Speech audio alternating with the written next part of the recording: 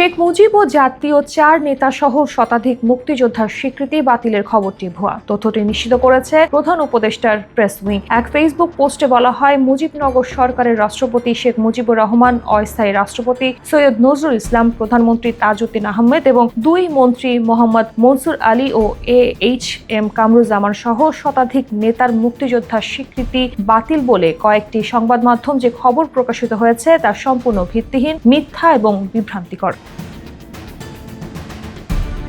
এদিকে 4 জুন সকালেই মুক্তিযুদ্ধ বিষয়ক মন্ত্রণালয়ের উপদেষ্টা ফারুক আজম জানান, মুজিবনগর সরকারে যারা ছিলেন তারাও মুক্তিযোদ্ধা। যারা সশস্ত্রভাবে সম্মুখ সারিতে মুক্তিযুদ্ধ করেছে, যারা পরিচালনা করেছে, তারা সবাই মুক্তিযোদ্ধা। তবে এই সরকারের কর্মকর্তা কর্মচারীরা সহযোগী মুক্তিযোদ্ধা হিসেবে বিবেচিত হবেন। তিনি জানান, জাতীয় মুক্তিযোদ্ধা কাউন্সিল জামুকা অধ্যাদেশ অনুযায়ী স্বাধীন বাংলা বেতার কেন্দ্রের শিল্পী, কলাকুশলী সহ কূটনীতিকরাও সহযোগী মুক্তিযোদ্ধা। সহযোগী মানে এই নয় যে তাদের সম্মান ক্ষুণ্ণ করা হয়েছে।